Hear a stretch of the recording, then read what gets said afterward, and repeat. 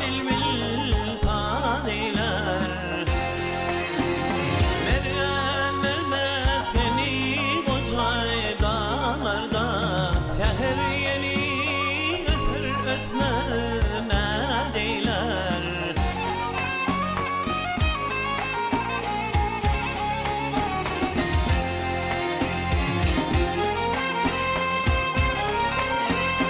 Bahar gelse kuşlar belendi tezi, öpüşer bar kurar güllerimizi.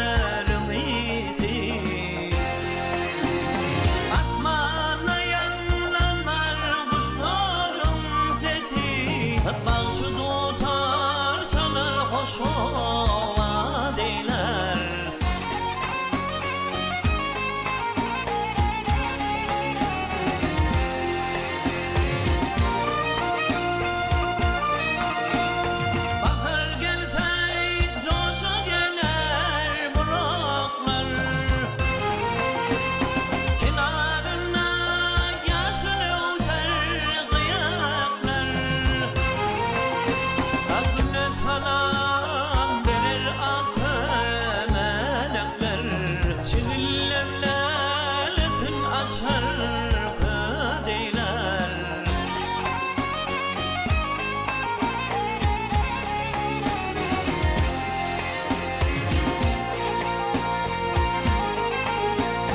Bahar gelse sayra şahirin dili, aşık maşuğuna bahşeder gülü.